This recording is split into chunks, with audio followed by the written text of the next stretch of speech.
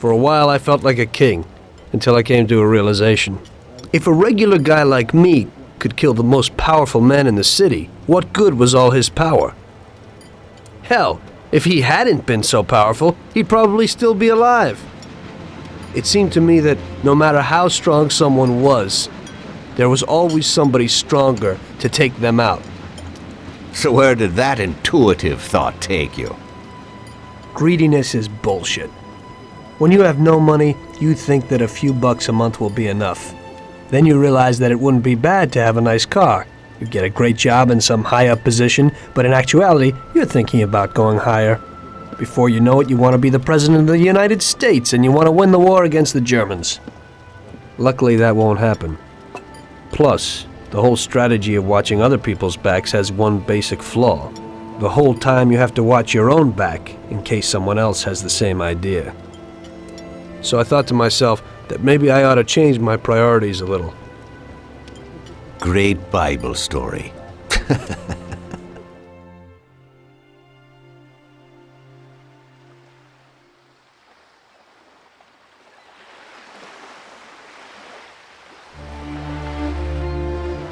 Initially, I thought this is one of those old games that people fond of but doesn't really age that well.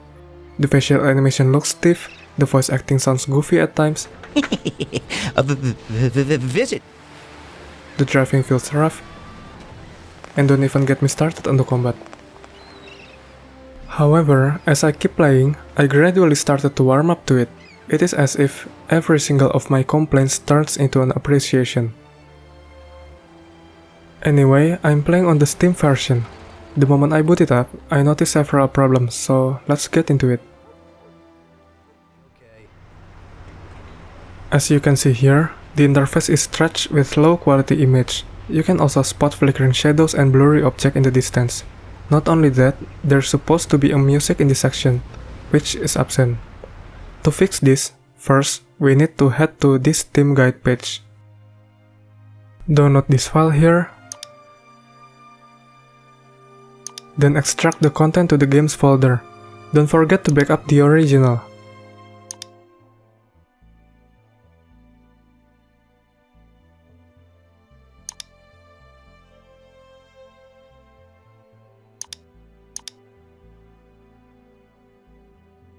Then, rename the sounds folder into something like sounds_disabled.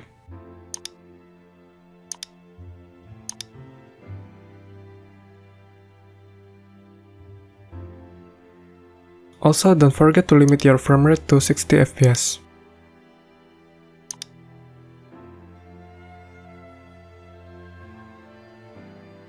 For the second step, head to this mod page. Download the file. Extract it anywhere in your PC.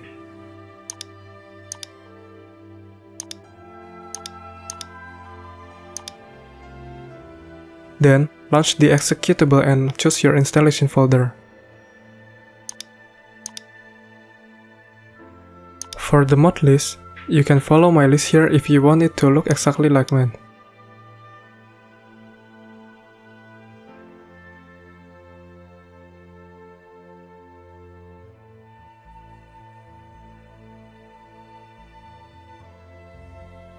Some people like to use the car and texture pack, but I personally prefer the original as the texture mods kind of makes everything looks too clean.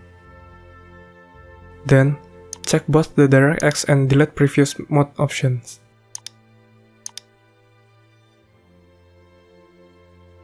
For the third and final step, after the installation finished, head to the game folder and choose setup. Copy all of my preset here and adjust the resolution to your monitor. Then, just save and exit.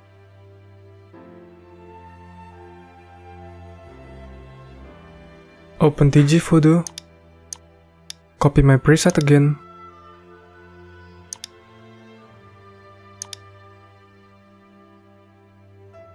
Then select OK. And that's it. You can launch the game now. Hey, could you take me to the church downtown, please? Okay.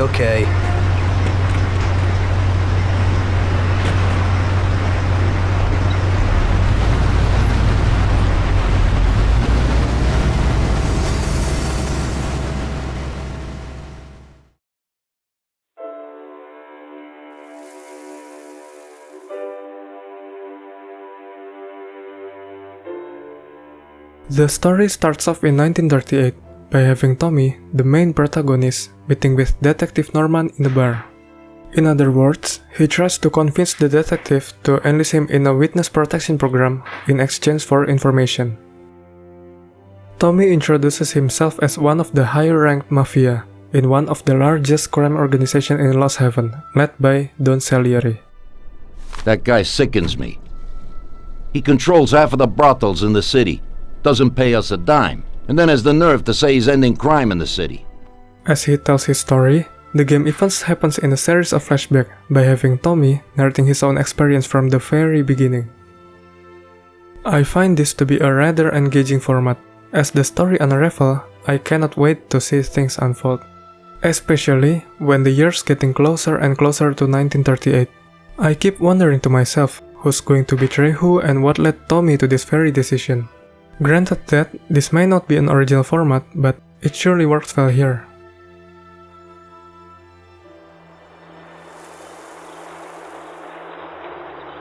On the surface, the gameplay loop only consists of driving, shooting, and brawling. However, the game often spices things up with intense car chase, on-foot chase, ambush, vandalism, and some story-exclusive mechanics. There is even a mission where all you have to do is standing on the train, wait for the train to physically arrive on the destination. The developer did a very good job on making sure that almost every main mission is conceptually varied and different from one another. It makes almost every mission feels unique and memorable. You can also explore the world in between missions, but there's no reason to do so other than sightseeing. This is because the world functions more as an interactive backdrop instead of an actual sandbox.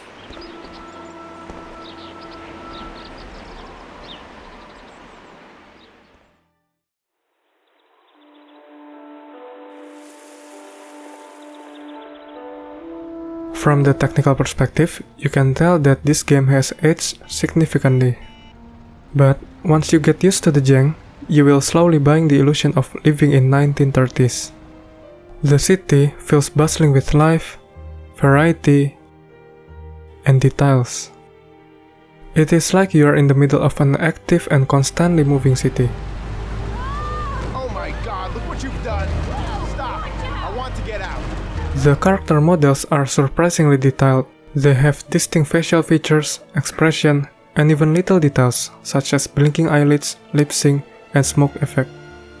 There are also various animations for different interaction. I love how you can see building interior sometimes, and speaking of interior, each interior filled with charm and carefully placed decorations. Some of the missions are also curated, both visually and audibly, to visit a specific theme. For example, in a trip to the country mission, they want to give a horror feel to it. You can feel the night rain, creaking sound, and this eerie general sensation throughout the entire beginning.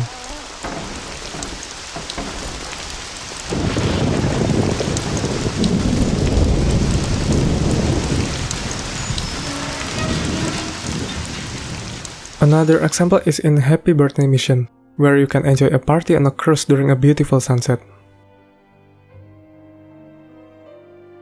Speaking of visual, it won't be complete without hearing the other half of the experience, which is the sound.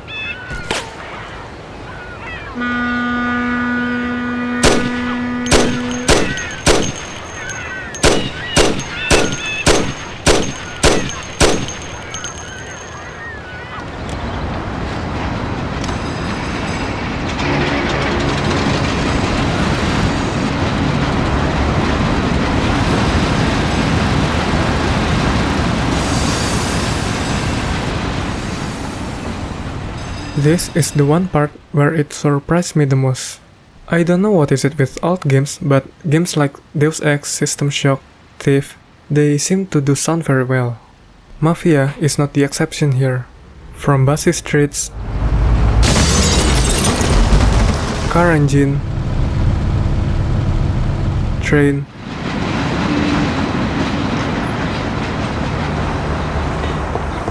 restaurant, Long time. Molto grazie, Doc. Present from a gourmet like you always makes me feel with joy. Oh, please, I'm no gourmet. racetrack, and even outskirts.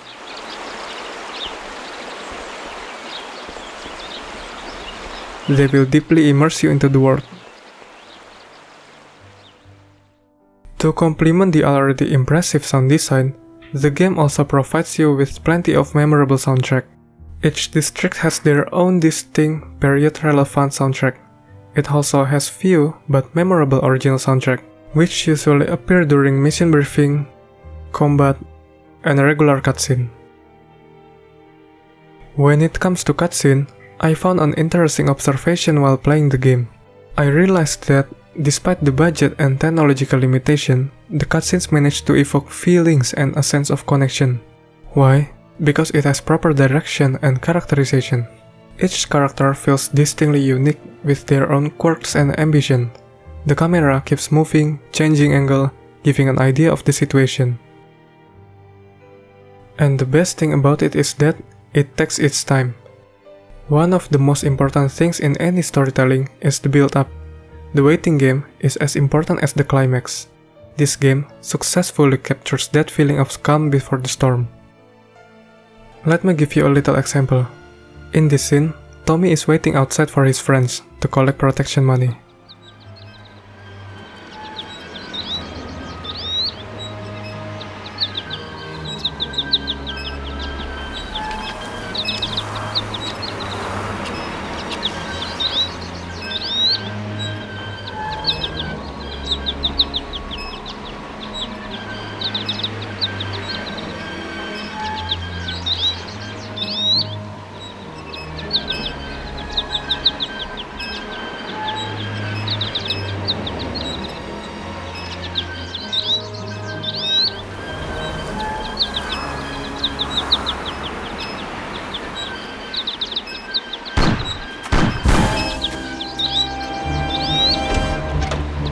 Shit!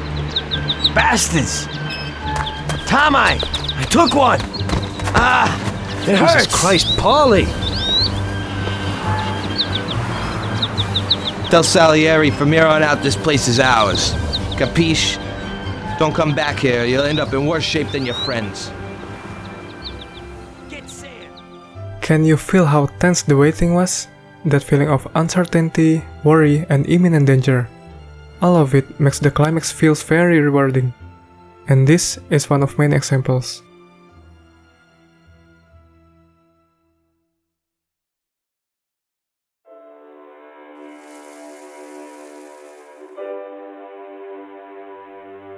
Despite the age, the world they managed to build is surprisingly mesmerizing. This is thanks to several different, small elements that, as a whole, contributes as a foundation of a living, breathing city. Just take a look at this. You can see pedestrians passing by, crossing the road, enter or exiting a car, train and trams passing by, you could see railways and railroad functioning. And last but not least, a moving bridge, in real time. Can you imagine that? So, sightseeing aside, what can you actually do in it? Well, these modes of transportation aren't just there for the sake of being there. For a starter, you can hijack cars like in Grand Theft Auto. You can enter trams and trains seamlessly. The trains also move in real time, stopping at each station. Impressive, right? So now you may ask, is that all there's to it? Well, you see this, guys? This game probably has one of the most reasonably designed wanted system. Police won't appear out of nowhere, such simple thing yet often neglected. You will only be held accountable for speeding, crashing, violence, burglary only if there's one around, which means you can get away with crime like I usually do. You can find them roaming the sidewalk or passing by in a car. It is not perfect as you don't see NPC reaching for a phone booth, but I feel like it strikes the fine balance between enforcing and compromising the law for the sake of video game fun. Unfortunately, there's not much aside from what I've mentioned. It is such a shame that to this day, Mafia has never put much effort into its world function. There is no minigames, restaurant you can visit, local stores, clothing, and all of these little functions that make a city feels immersive. Mafia II is probably the exception for this franchise, but even that is still a low bar for open world design. I understand that Mafia, ultimately, is a linear game, not an open world. But it won't hurt to, add some interactivity or fun to the world.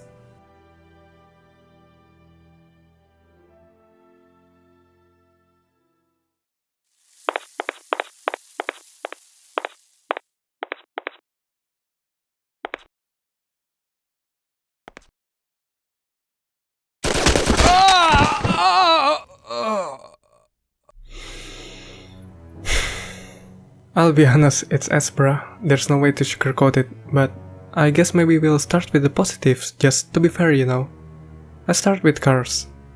For a game about crime organization and drama, I'm quite surprised by how they handle cars. To put it simply, they went full bananas with it. Handling, engine, destruction, the whole 9 yards. Each car feels distinctly unique from one another. You can really feel the socio-economic inequality when driving a cheap car compared to an expensive one. And it is not just about the feel. I love how involved it feels to drive a car in this game. You don't simply press the button and move, which you can if you want, but the game gives you option, alright? You see these indicators on the bottom corner?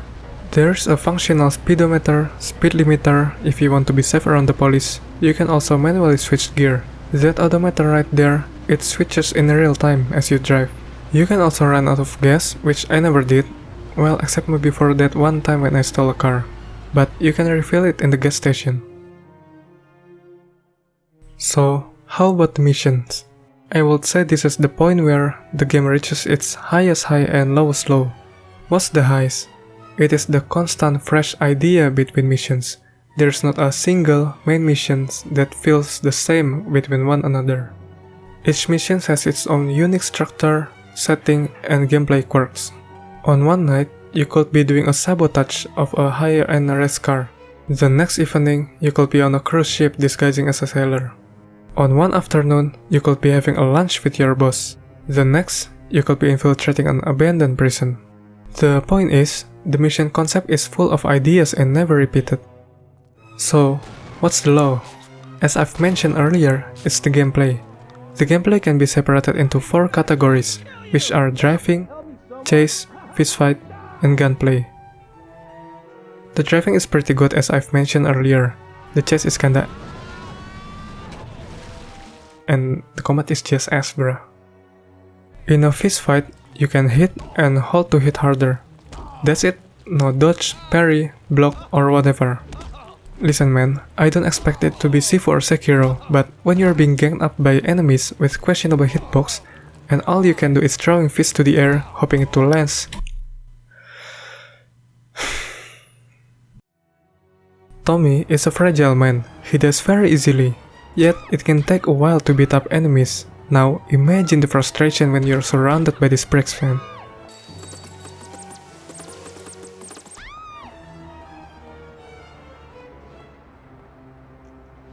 So then, how about the gunplay? I would say that it's better than the fistfight, but that's not saying much. For a plus, you can access a large variety of weapons depending on the mission. Each weapon has its own unique feel and advantages. And that is where it ends. As I said earlier, Tommy is fragile and the enemy accuracy can be insane. There's no such thing as proper cover system or any defining mechanics. So, the only way to survive an encounter is by doing a peekaboo, or snipe them with a Thompson. This can be especially difficult when the checkpoint is rather far, like in the country or airport mission. I would say that it is serviceable at best, but is it fun though? I don't think so. There's also this thing called free ride. Basically, it is a free roam mode. It plays a bit differently compared to the base game. You can earn the money by doing some shenanigans or being a taxi driver. You can then use the money to buy weapons, fix car, or heal yourself. You can also do some mission in the free ride extreme mode, which can be unlocked after you finish the game. I don't engage much with this mode other than free roaming, so that's all I can say.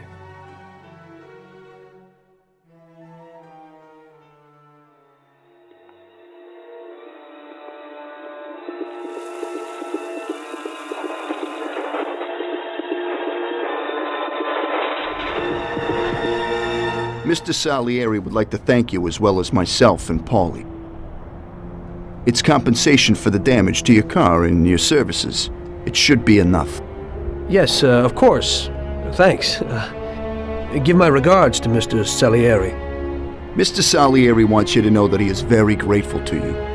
If you ever need anything, you can come back and ask for help, because Mr. Salieri doesn't forget about friends who have helped him out. If you're interested, maybe we could find a job for you here, and it would pay well. We always have positions for guys as good as you. Okay. I'll think about it. Thanks. Really thanks. I'd better go to fix the car and so on. All right. I understand. Just think about it. And I hope it's clear that this matter is only between ourselves. You take care, kid.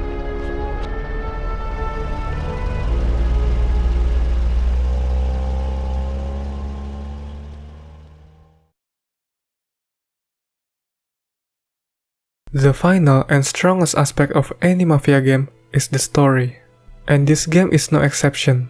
From my understanding, they built the story around the character, not the other way around, which means that each character simply has their own life, motivation, and ambition. Take Tommy for example. He is simply trying to survive and live comfortably. Working as a cab driver won't cut it, so he finds himself entangled in the Salieri family. Now, let's take a look at Mr. Salieri himself. On the surface, he may seem like a decent boss who tries to keep everything running smoothly. But deep down, he has an ambition to reach the top, by all means. Tommy pulled it off. Now all the politicians in the city are scared. Nobody wants to end up like the counselor. Nice job, Tom.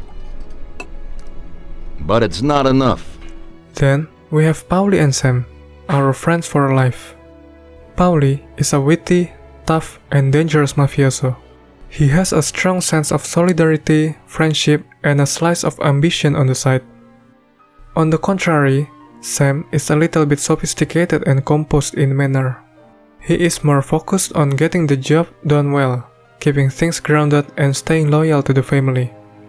From these descriptions, you can kinda imagine how the story will play out. When it comes to writing, I'm not proficient in analyzing a story, but I can say for certain that the writing hooked me. When I started to play the game, I did not expect the story to go this hard. Every single character is fleshed out. You can feel the tension and drama at every turn. Which brings us to the plot. Despite the obvious introduction, when you are slowly climbing the food chain, nailing scores after scores with your friends, you feel untouchable. Death-defying mission, overcoming the impossible, surviving the unexpected, the whole 9 yards. But then, as this family thing keeps going, you start to feel uneasy. A sense of doubt starts to creep in. Then, you realize something. This way of life is a dead end. There is no such thing as enough. Even when you are on the top, there will always be something else, something more to chase. By that point, it is already too late. You either find a way out, as tight as it may seem, or double down. There is no in between. At the end, finally you understand why Tommy ends up the way he did.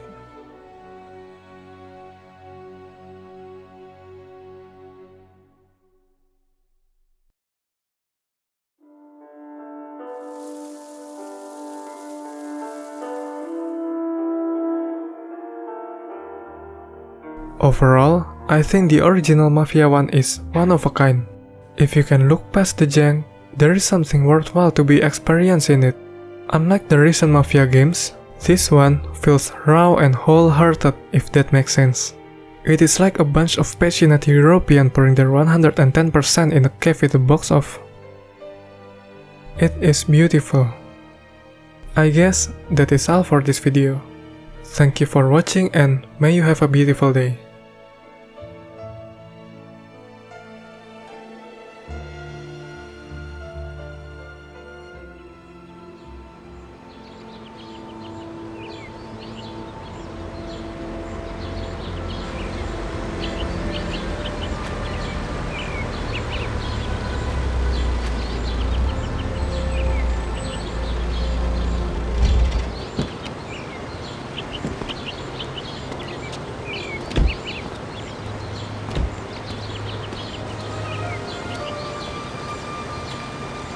Mr. Angelo?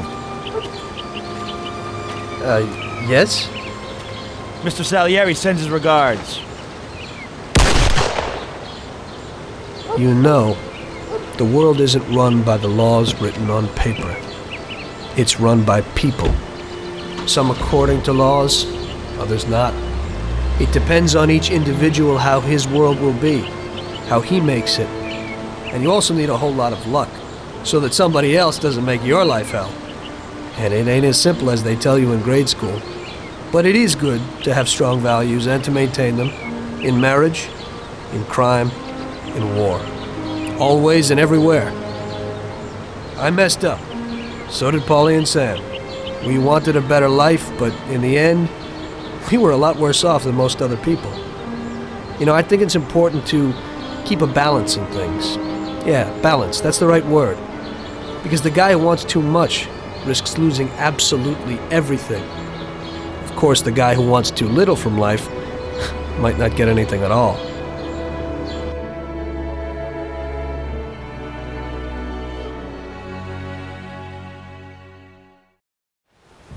I have to say that playing through this game has left me with a mixed feeling. When I played the first one last year, I came with a very low expectation, and to my surprise, I ended up liking it very much. Yes, the gameplay is rough, but the overall experience is fantastic. As for the sequel, I've heard non-stop praise of how good Mafia II is, from my friend and the community in general. Naturally, my expectation went through the roof when I was getting into Mafia II. My name is Vito Scaletta. I was born in Sicily, and I have a Caucasian male carrying a large firearm. I actually have played and finished Mafia II over a decade ago. I've pretty much forgotten about it, but I do remember being impressed and fascinated by the world, cutscene, and details. oh yeah, this is gonna be a lot of fun. Who the fuck wants to move boxes around all goddamn day? So when I finally get to play the game, I feel both impressed and underwhelmed by the overall experience. Before we get into the actual game, we need the game working, and it is an absolute pain in the ass, man. My objective is simple, okay? Run the game with physics on and decent performance, and boy, I went through several hoops and muds to finally get this game running. Mafia 1, a 24 years old game, can be played immediately without any fixes, and it took like 30 minutes to get it running in its best possible state. Mafia 2 on the other hand, it took me like 5 goddamn days to get it running. Even now, I still have no idea which solution that actually does the fixing. It is a complete hack job. That being the case, I'll simply throw a bunch of problems and solutions that I've found. Hopefully, it will help you out. The easiest solution is to simply play the definitive edition. Most people can get it running immediately. Problem is, there are a lot of visual changes that hurt the original direction. It also introduces many new problems like flickering, eyeball not moving, worse character design, and many more.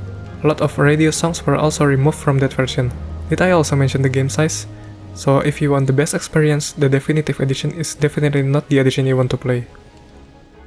When it comes to the original 2010 games, you simply need patience and prayer to get it running, man. Most of the problems in this game involve game not launching, crash after loading, crash during gameplay, crash at certain point, flickering sky, physics not running, stuttering, slow motion bug, shadow bug, and many more. So for the basic fixes, here's what you need to do. First, make sure you have a clean install of the game. Then head to this guide page. Download both the 4GB patcher and shadowbug fix file. Open the 4GB patcher, find your game folder, and patch the executable file. Remember to patch the mafia2.exe, not the launcher.exe. Then open the shadowbug fix file, copy the contents inside to the same folder as mafia2.exe.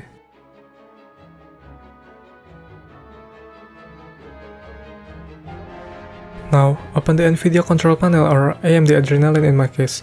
Set a frame rate limit to 60 FPS. You can do this per game basis on NVIDIA, but on AMD, just do it globally.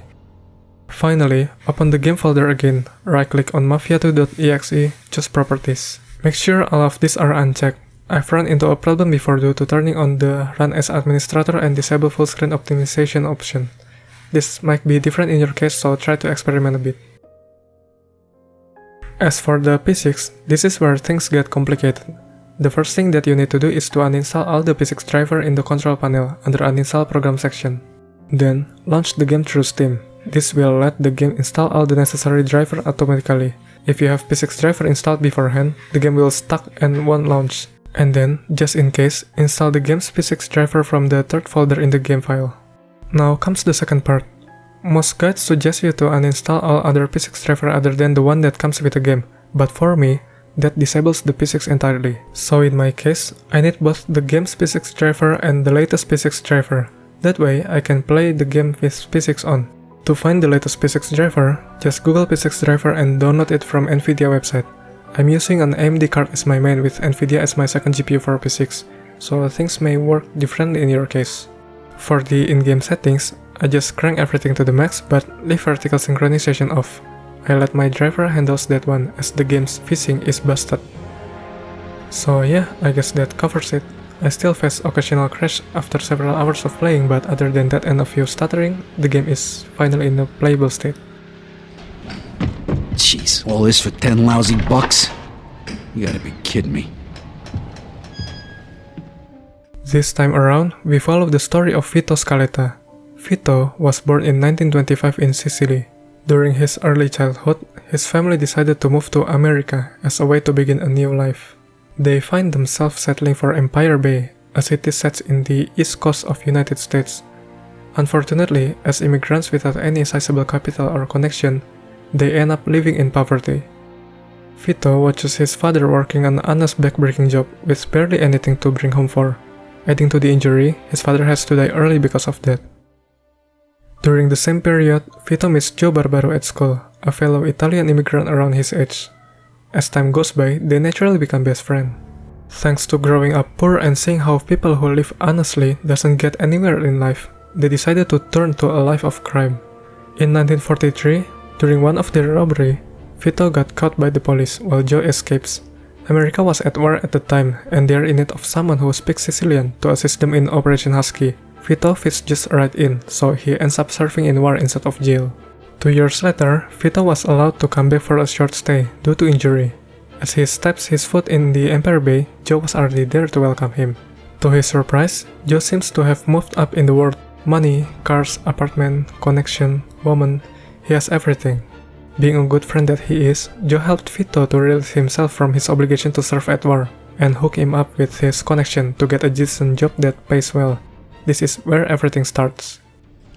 So now, I'm wondering if yous are ready to take the next step. Yeah, sure, what next step? I'm talking about taking somebody out. Just 'cause someone points his finger at him and tells you to do it. The moment I stepped into Empire Bay, I was simply blown away, man. Everything from the atmosphere, NPCs, cars, city architecture, it feels so alive and detailed. This is one of those cases where they scale down the map size to fill in details and character throughout the map. If I could sum it up with a word, it's charming. Throughout the campaign, you'll experience the city in 2 seasons, Winter 1945 and Summer 1951. During winter, you'll see streets, sidewalks, roofs covered in snow. Hot steam coming out of ventilation, people are walking with thick clothing while feeling cold. Sometimes you'll even see people sleeping on the sidewalk. The overall atmosphere feels cold and sort of cozy in a way. How can these guys stand this? I'm doing this for 5 fucking minutes, I already hate it.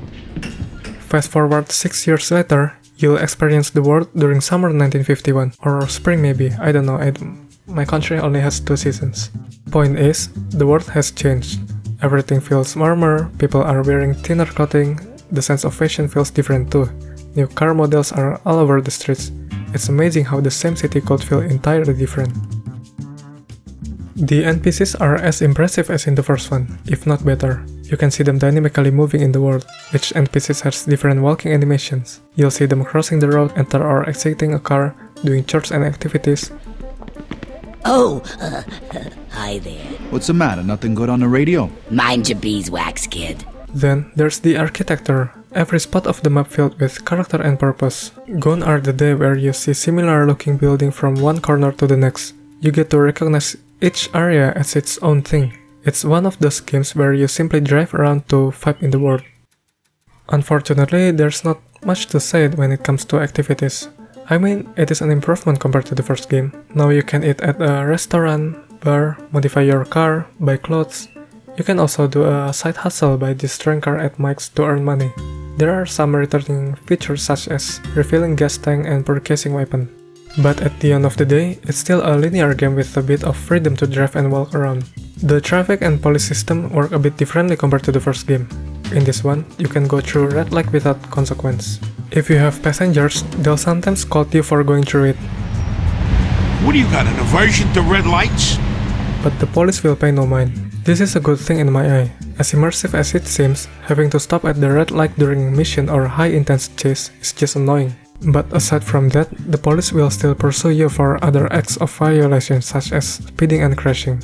Difference is, now things are a bit more lenient. You can pay the cops depending on the intensity of your crime. This'll help you forget all about it. Thanks for the contribution to my retirement fund. One thing that pisses me off is that the police are really sensitive when it comes to bumping to another vehicle. I mean, just take a look at this. Hey, how is that? What the f... Roger that.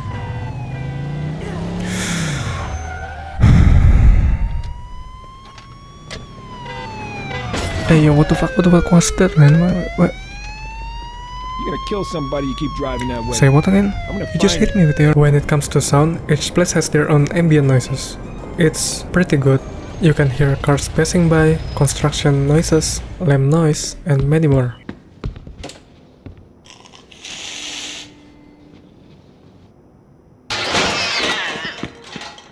I also like this little thing where you can interact with staffs in your apartment and they will give you a satisfying feedback.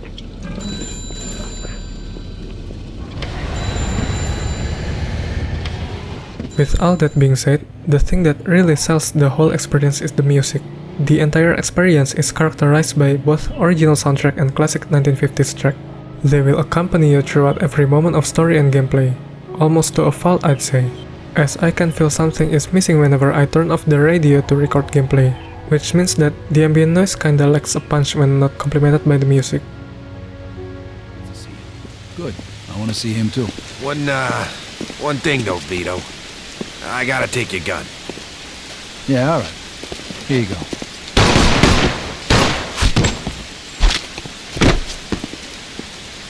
You can tell that the combat has been massively improved compared to the first game. Now, every weapon feels punchier and impactful. Enemies react accordingly to each shot.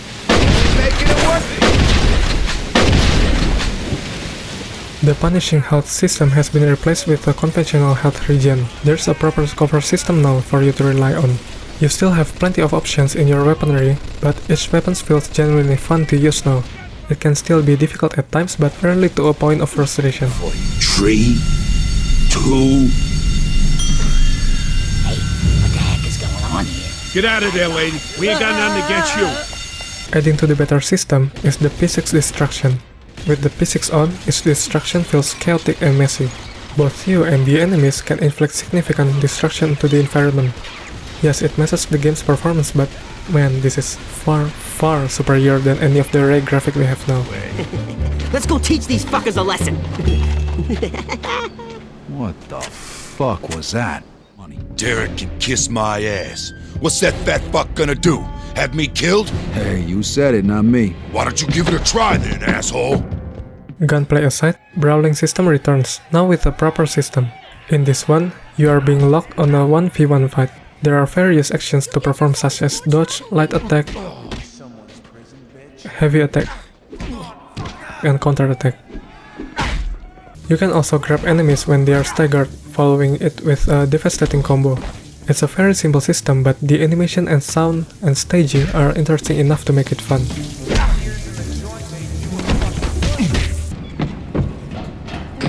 You know what? I don't need this chicken shit money. Mafia game and cars are like two inseparable entities. In this game, cars are much simpler than the first game. Instead of a full-fledged car system, it's more of a simplified version here. There are some returning features such as gas tank, speedometer, RPM, and speed limiter, but the overall thing just feels simpler. In the setting, you can switch between assisted and simulated driving. Assisted driving is self-explanatory. In the simulated driving, handling requires more involvement from the player. The handling can feel different depending on the surface. You need to plan every turn accordingly instead of simply pushing left and right. Car collision feels more impactful than ever. Even a slight bump would cause a headlight or glass to break. In pursuit of a hit-and-run driver. Copy that.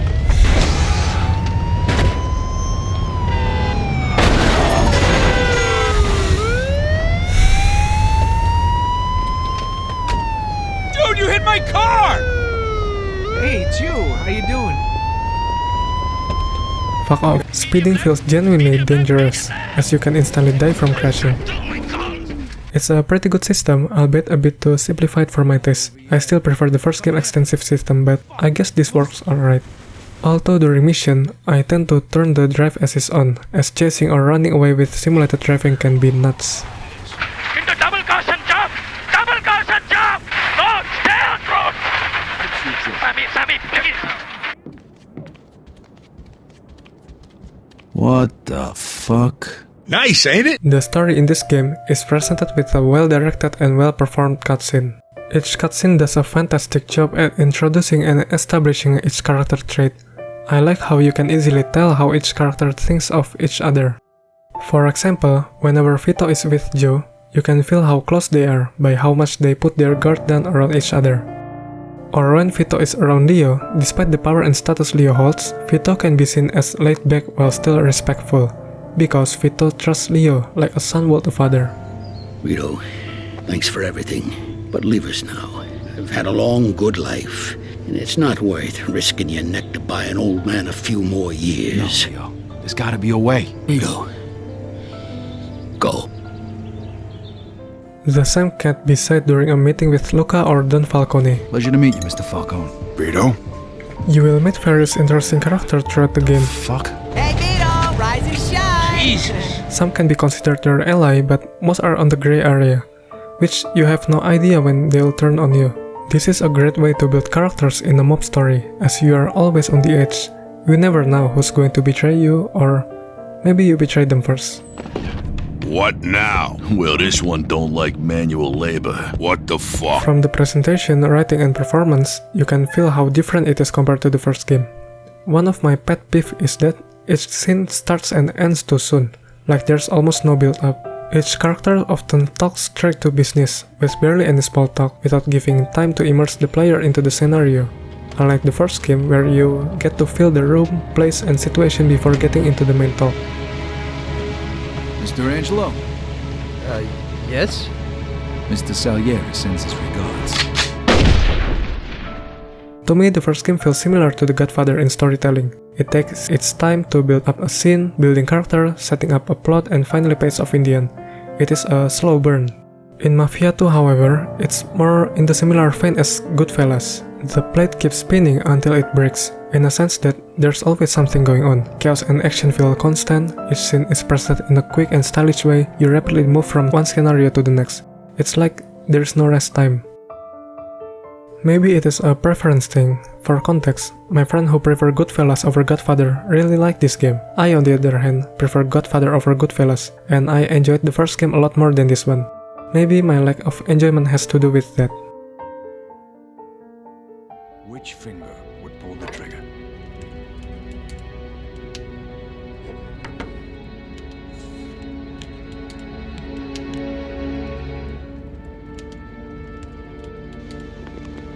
Repeat after me, Vito.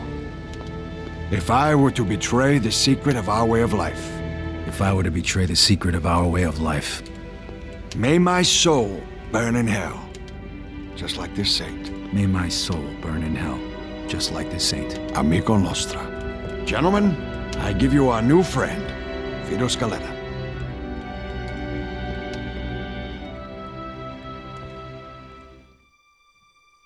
It is unfortunate that this game was clearly rushed. The development was rough, from switching engine mid-development, restarting from scratch, Take 2 being Take 2. You can see in the early game that this is supposed to be something better. I don't know how to put it into a better word, but let's just say that by the end of this game, I kinda feel nothing. Throughout the video, I've been quite positive about this game, because I genuinely think it's an objectively good game with a great experience to offer. I am sure many of you would have enjoyed this game. I enjoyed it as well to a degree. It is just for some unknown reason, I don't really find the entire experience to be memorable. So yeah, that is all from me, and I hope you enjoyed this video. Things were bad, and they were only gonna get worse. The truth was gonna come out sooner or later. And then we were gonna have Falcone after us, along with the Chinese and Vinci. This wasn't how I imagined it when we were starting out. I dreamed of money, cars, women, respect, freedom. I guess I ended up getting all that, more or less. But along with it came prison, living in constant fear, and the blood of my friends. I ducked it as long as I could, but it was finally catching up with me. It was all just a matter of time. Mafia III is the most elaborate case of bait and switch I have ever experienced. Ambitious idea, sloppy execution, top-of-the-line performance, scattered pacing, interesting mechanic, shallow implementation, beautiful, detailed world with not much to do, fun gameplay, yet overstays its welcome. I could go on and on and on, but the point is, it is very difficult to decide whether to love or hate this game. At first, the initial 3 hours were so captivating. You're being introduced into this vast, beautiful world with interesting characters, fun set pieces, varieties in gameplay mechanics. And then, after 5 hours or so, you start to realize, this looks like... Oh no. Nah. Oh my god, bro. Oh, hell no, man. What the fuck, man? This is such a classic and ultimate Ubisoft 101 open world design. The mechanics are being stretched so thin to the point where what you are doing in the first 5 hours is what you will do for the next 40 hours. Now listen, I understand that almost all open world games are guilty of this to an extent, even the great ones. But this is way too much of a slog, man. I initially want to call it off and skip this one, but we have come this far. What is a man if he can't finish what he set out to do? Might as well go balls to the wall. So before we start, we gotta check if the game runs at all. Luckily, unlike the first 2 games, this one doesn't need much fixing on PC. I initially face black screen whenever I launch the game, but I just have to enable disable full screen optimization and the game is good to go. So what's this game about anyway? Despite all the complaints earlier, I love how unapologetic this game is. You know that in media, games, and history, these mafia organizations are portrayed as sort of untouchable. You mess with them and you're done for type of deal. Now, what this game does is basically posing that one timeless question. What if we throw an unstoppable force towards a seemingly immovable object?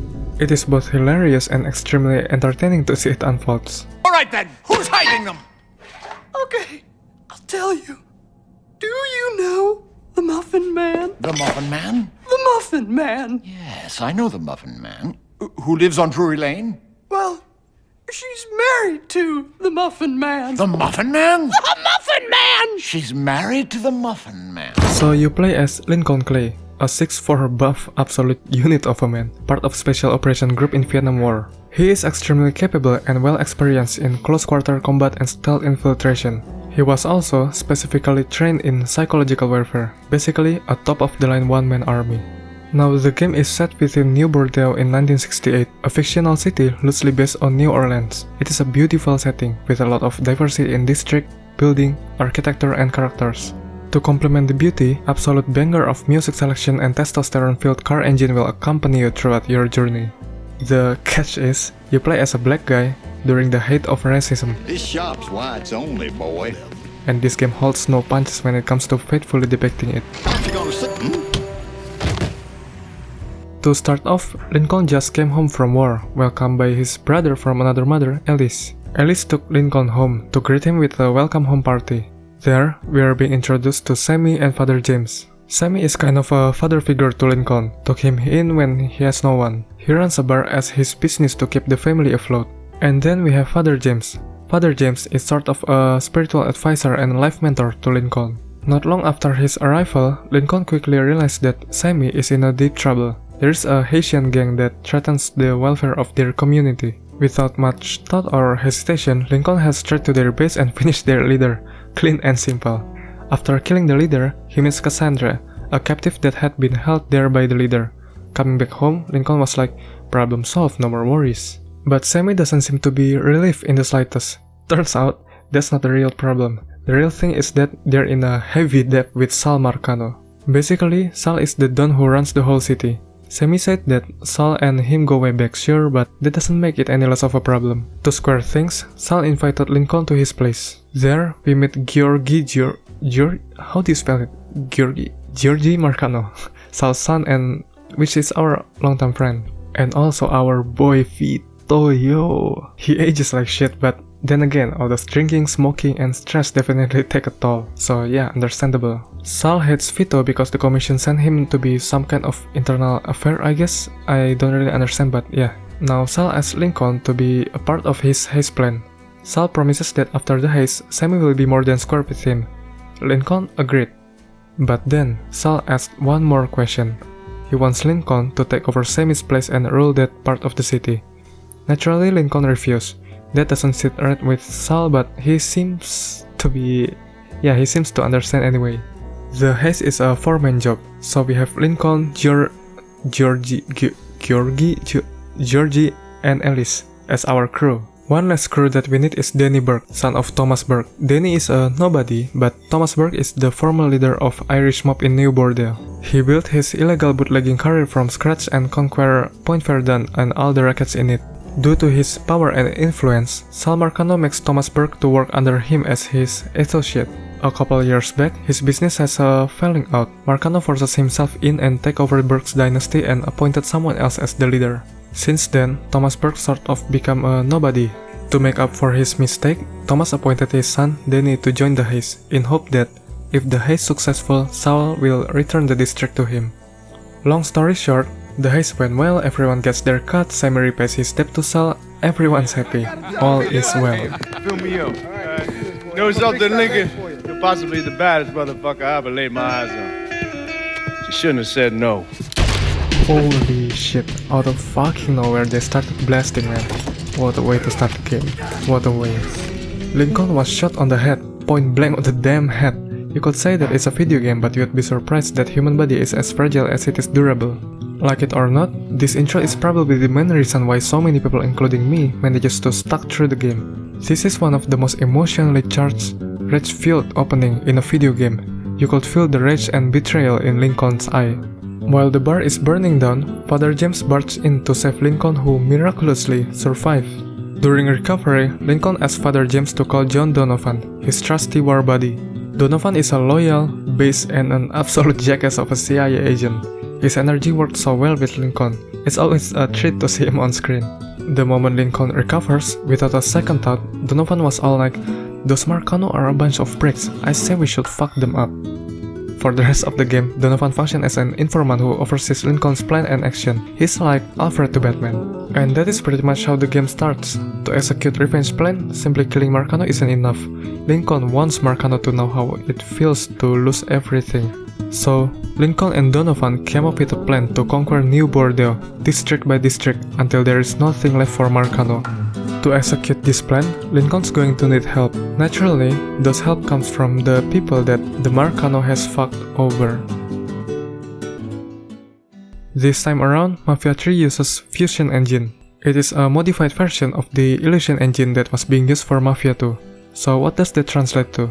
It means that now we have dynamic time cycle, stunning volumetric lighting, expansive open world with seamless access between exterior and interior, physics that doesn't rely on Nvidia's nonsense, and most importantly, beautifully rendered real-time cutscene with one of the most impressive motion capture performance. So if it's really that good, then why were there so many complaints? It's because the release version was absolute dog shit. I remember trying out the 7.6 version back at release and I thought to myself,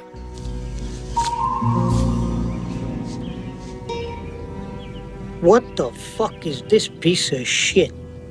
Now, after the definitive edition, which is not saying much because it's still the same game, it's quite playable, provided that you are not actively looking to break the game or simply enjoy the ride.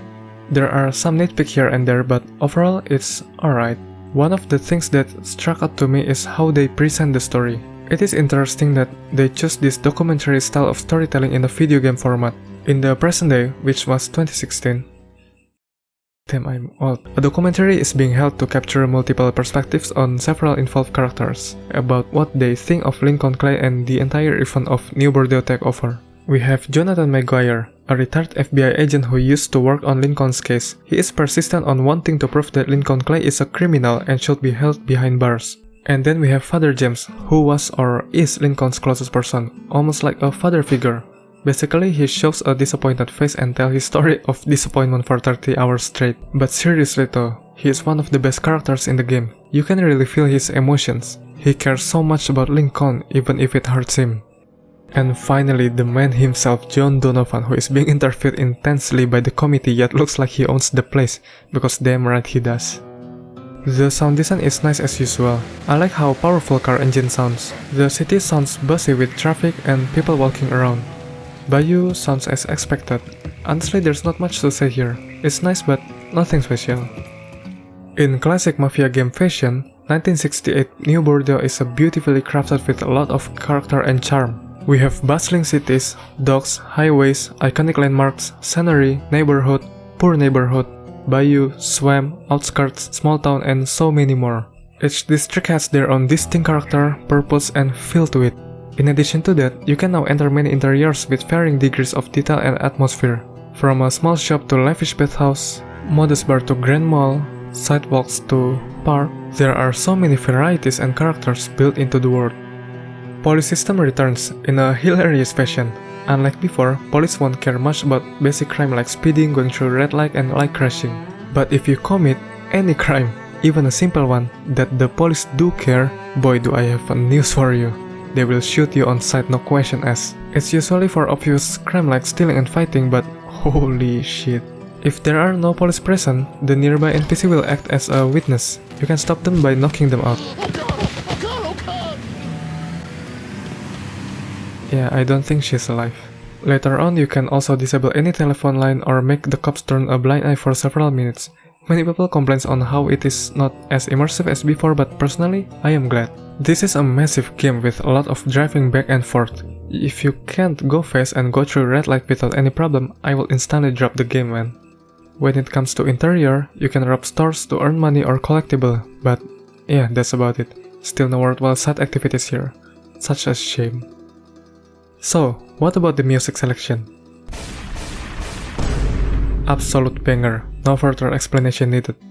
One last thing about the presentation that I want to mention is how they represent the spirit of 1968 New Orleans. Now, I am not American, I have never been there. The only reason I know New Orleans is because it was in Subway Surfers Halloween event, so then don't take my word for it. But the way they portray it in the game feels very believable. There are stores where colored people aren't allowed. When entering a luxurious place, people look suspicious of Lincoln. Every district and neighborhood has their own unique NPCs archetype in accordance with the population. From the way people talk on how each character has their own prejudice, I love how this game doesn't hold back when it comes to depicting that. We got rules. Not my fucking problem that you people don't understand it. Yeah, well, I'm about to make it your fucking problem. What shit is this then? Goddamn. If it ain't the city's favorite pot-licking donkey, Thomas Burke. The fuck did you just say to me? Put the gun down, Burke.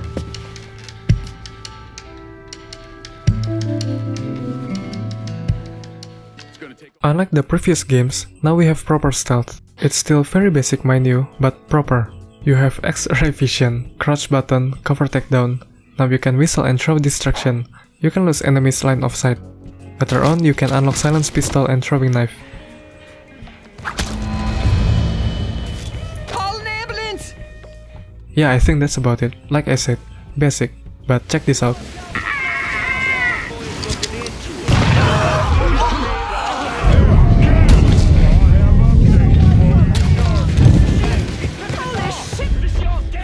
The combat is where this game shines. Even by the usual third-person standard, the combat system is really fun to play. There are several contributing elements that I think makes the combat quite fun.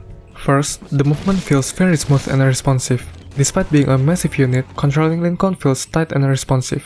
You have fluid transition between running, crouching, aiming, taking cover, and melee. I like how seamless it is to transition between melee attack, counter, and shoot. It is very nice.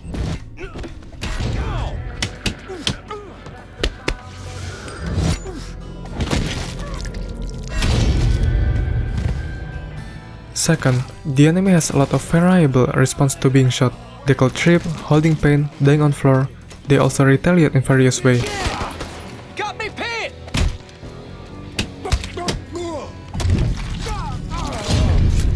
They could also move towards you or try to flank you with a grenade. Third, we have the well-designed level. You rarely feel trapped. There's almost always a path you can take to hide, run, or even flank enemies. Each stage feels creative, especially for some of the main records and bosses. You rarely feel infiltrating the same level, despite the monotonous gameplay loop.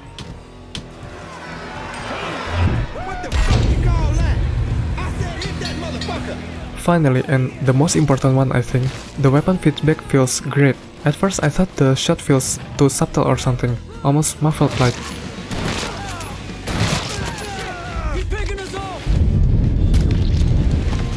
But as I keep playing, I start to appreciate it more, simply because it doesn't grate on my ear, and the blood splatter sound when you hit an enemy. Oof, it's beautiful. I play on hard difficulty throughout the whole game, and it is quite brutal. While manageable, I would say that normal difficulty is more enjoyable for casual playthrough. Once again, the driving feels different than the previous game. In this one, on simulated driving, cars feel heavy and slippery. I didn't like it at first, but it grows on me as I get used to it. Driving Lincoln's signature Sansan feels wild and powerful. It's like trying to ride a wild beast. The engine sound alone gives me testosterone, man. You don't even need to take my word for it. Just listen.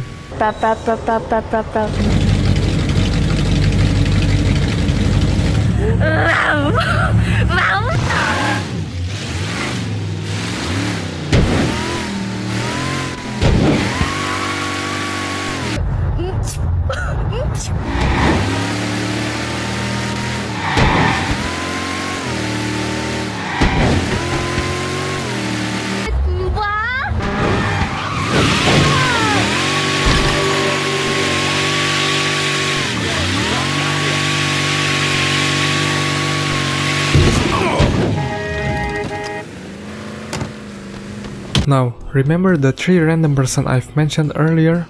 To aid him in conquering Records and District, Lincoln makes an alliance with Cassandra, Vito Scalita, and Thomas Burke. They function as underboss who take control of the district that Lincoln took over. In exchange, they'll provide Lincoln with services and allies to aid him in his quest of revenge. To take control a district, you need to take over smaller records. There are 2 records in each district, and once you have taken over the records, you can move on to the lieutenant or capo in the Marcano family. There are 9 conquerable districts in total. The first 3 are tutorial districts to initiate alliance with underbosses. The next 3 districts are to lure out Marcano's lieutenants. And the last 3 districts are to lure out Marcano's capo and alliance. You can choose which underboss to control each records and district. In exchange, you will receive different perks in accordance with the underboss specialty. It is very important to assign the same records within the same district to a single underboss. If you ignore one of the bosses or commit too much to a single one, they will eventually lose their loyalty and betray you. But if you divide the district fair and square, you will miss out on some special perk on later upgrades. It's a fair trade-off, makes you think which underboss to prioritize. Personally, I spread the district fair, 3 districts for each underboss, because I like seeing all of them happy. But to be honest, I find Cassandra to be quite insufferable.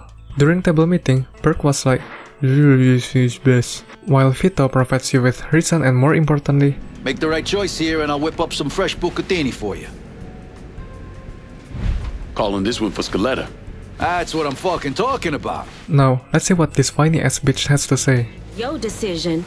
Listen here, you put my men on the front line and locking down the And I swear, man, it's not just me. Listen to what Lincoln has to say here. how it can change a man's focus. See, that right there is the biggest problem we have. Every time you and I start discussing business, you start up about how the world works, about the trials and tribulation of colored folk. And you do it as if I have no idea, as if I just woke up this morning and found myself a man of color. Bada bop boom pow.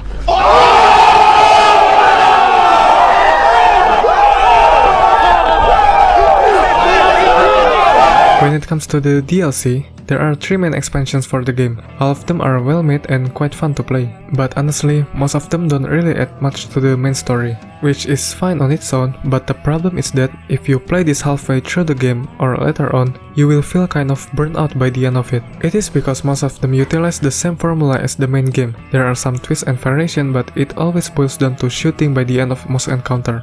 The first DLC is Faster Baby. You get a new small town with a racist cop that needed to be taken out. The gameplay is basically a destruction derby. You get to make a mess out of the city with your friend's car. You get to manage a wheat farm also, which I couldn't care enough to engage with, but it's cool I guess. Also, Lincoln's getting late, man. The second DLC is Sign of the Times. This is the most important DLC. You'd want to finish this as soon as you unlock this one. So how it goes is basically you meet a red flag girl, she was brainwashed in a cult, you take down the cult, and there are some horror and hallucination stuff, but enough about it. What is important is that you get a new weapon type, a throwing knife. This is the best stealth weapon you can get. It's almost always one-shot kill, especially to the head. You can aim and throw it without getting out of cover. The range is insane and the accuracy is perfect, and the best thing, you can pick it up from enemy after throwing it. After you finish with the DLC, Aunt Lily arrives in New Bordeaux. She offers Lincoln help in restoring Sammy's bar. Personally, I think this is the single best edition of all the DLCs. At first, you can fix the burned down bar and restore it to function, but as you keep upgrading, you can add interesting stuff, making it better each time. It is a linear progression without any modular customization, but it's still a very nice addition. This truly makes Sammy's bar feel like a very comfortable home and a place to hang out by the time you've done all the upgrades. The third and final DLC is Stones Unturned. Donovan has an unfinished business with someone back in his Vietnam days, so he aims to finish it. You get a sniper call as a part of your equipable and also a nice new island. The gameplay is basically the same old, but I feel it's much harder than the main game. The rest is not much to write home about. So far everything sounds good, right? So what is the problem? The problem is that they stretched a 5 hours mechanic to more than 30 hours, even ranking up to 40 with the DLCs. I would say that if they utilize the budget right by making the contents tighter, words smaller yet denser, focus on delivering quality and curated mission like the predecessor, polishing the mechanics and visual, this could be one of, if not the best in the series. By the amount of quality and contents that present, it is obvious that they have the budget and ambition to execute this right. My personal gripe with this game is that why does everything have to end in a big shootout? Big shootout is good for a few select moments, but it should be fun, special, and well thought out. Listen here, video game, not everything has to boil down in a big bombastic shootout. Tight story moment and unique gameplay section could serve as a climax if done well. If you make everything ends up in a massive shootout, it becomes stale very fast. As in the tradition, another day another wasted potential of a Mafia game. Even making this video left me with a burnout feeling. I guess I'll end this here. Thank you for watching. You can like, comment, and subscribe if you enjoyed the video. If you don't, then yeah. So let's get the elephant out of the room. I think there are two types of remakes.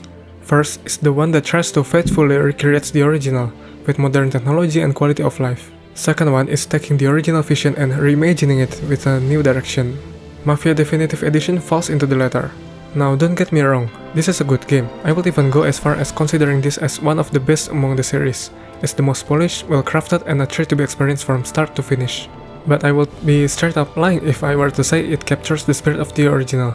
It simply doesn't, and it's okay. This remake takes a lot of liberty with the narrative, pacing, and overall structure of the mission, to the point where it feels like a completely different experience. I feel like the general approach here is to streamline, expand, and revise the overall experience, while also cutting it short. To put it simply, it's best to view this game as its own thing, before trying to compare it to the original. This time around, we are going back to the life of Tommy Angelo. Tommy is a run-of-the-mill cab driver in 1930s. He works from hand to mouth, barely enough for a living. One night, while resting, he stumbles upon a chase shootout. One of the car crashes. The passengers then ask Tommy nicely to help them escape. After the ordeal, Tommy gets rewarded very nicely, and being offered a job. Being a nice straight man that he is, he politely refuses and chooses to live his normal life. Fortunately, some of the guys from the opposing faction remember Tommy's cab, then they attack Tommy and his cab. Out of job, out of option, Tommy finally chooses to take up on the offer. Starting out as the mob's driver, Tommy eventually becomes a madman under Salieri's leadership. Working through the rank and jobs, Tommy is being accompanied by his brother-in-arms, Paulie and Sam, the ones that he met during his first encounter with the mafioso. Paulie is a bold and ambitious guy who is loyal to his friends, albeit quite impulsive at times. He can be both funny and dangerous depending on the situation. Contrary to Paulie, Sam is calm and well-reserved. He is the voice of reason in a dire situation and loyal to the family. Together, they become an untouchable trio that can take on any formidable foes and death-defying missions. Dulu aku di PSMT karena aku juga masuk di kampusku jalur prestasi. They work under Don Salieri, who rules half of Lost Haven. The other half is being ruled by Don Morello, a rival leader. Salieri rules with reason and level-headed leadership, while Don Morello rules with violence, fear, and anger. This contrast gives the illusion that you're working for the good guy on the right side. So that is pretty much the premise of the story, and what is a story if it isn't being presented beautifully? In this remake, they use the same engine as the one in Mafia 3. This means that presentation-wise, it inherits both the technological leap and drawback from the engine. The lighting and movement system are great as expected. Gunplay feels tight, snappy, and responsive. Character model and cutscene are presented with high level of details. Each subtle expression and body language are well presented with precision and impeccable direction. On the other hand, we get to re-experience all the jankiness. The lighting can still look weird at some spot. Texture looks off from a certain angle. The movement can feel a little bit too floaty at times. Honestly though, they are all minor gripes compared to the overall experience. The sound quality is what you have to come to expect from a Mafia game. It's incredibly immersive. Car engines, bustling streets, trains, crowd, race. It feels like you're really there. You get to listen to radio while driving as in the tradition. And there's the accent. I'm no American, so I can't vouch for the accuracy, but it sounds like a believable 1930s experience. And a bootlegging business got knocked on its ass. Oh, that fighting over booze meant next to nothing. When it comes to the world, Lost Haven is absolutely amazing. It looks great and feels grand. Driving through the street and building is an absolute treat. The returning trains and trams brings life to the city. Pedestrians can be seen crossing the road and interacting with each other. Every nook and cranny is captivating to walk around. I think the world is the absolute best part of the game, as it's always been. There's something interesting with how the UI is being presented. The minimap is similar to the one in Mafia II, but with more polish and detail. If you set a checkpoint, you'll see a diegetic street signs pointing at the direction you want to go, same as in Mafia 3. This is a very good design choice, as it directs you to the intended destination, without interrupting the flow by having to check the minimap every once in a while. About the gameplay, honestly, it's basic as ever, man. You drive, follow some character, talk to some character, beat some guy, shoot some guy. That's it? Yes, it sounds bad, but it's quite alright when you're playing through the game. Owing to the original 2002 design, this game is filled with interesting concept, variation, and scenario throughout each level. You get to experience race, chase, ambush, brawling, vandalizing, and even some stealth. The varied concept makes each level feels interesting to anticipate. The combat system is fully borrowed from Mafia 3, albeit a bit dumbed down on some part. You can punch and counter during brawling. Yeah, I think that's about it. The gunplay is very nice though. It feels snappy like in Mafia 3. The aim and movement feel responsive. Each shot feels powerful and brutal, with appropriate enemy reaction. Nothing revolutionary, but it's fun. In terms of driving, the game offers standard and simulation mode. Standard mode is for the regular open-world driving, while the simulation mode offers a driving mode akin to the original game. You can switch gear, hold clutch, required to use reverse gear to move backward, etc.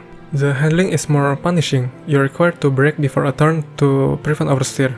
I'd say that it's a very nice and immersive mode to use while driving around, but can be very frustrating during mission, especially when chase is involved. Most of the traffic loss from the original game returns. You'll be accounted for speeding, crashing, and violence. The police will give you a ticket or chase you depending on the severity of your action. This is very immersive, especially when you use the free ride mode. Personally, I use the standard mode for both driving and traffic. Some of the missions put you in a frantic situation and I don't have the patience to put up with the handling. But for a laid-back driving experience in free ride, I use the simulation mode as it engages you with the world and system.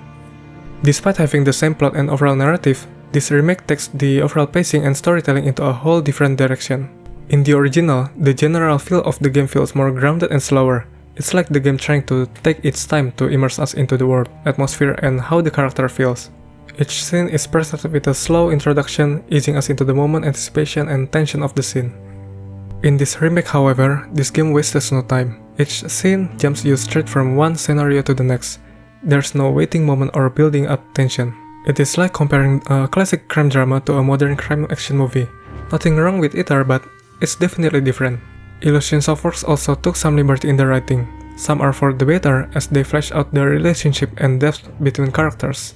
But some may be for the worse as they feel like an entirely different person instead of a reiteration of the original. Take Paulie for example. In the original, Paulie feels like Joe Pesci character in Goodfellas.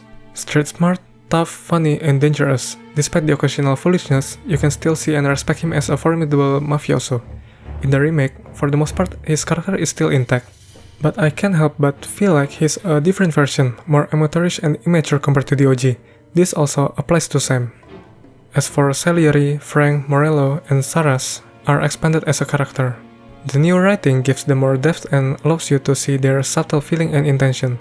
Ralphie and Vincenzo's are the one that I think doesn't change much. As for Tommy and Detective Norman, they feel like a more complete version of the original, which is fantastic. I kinda wish this applies to all other characters.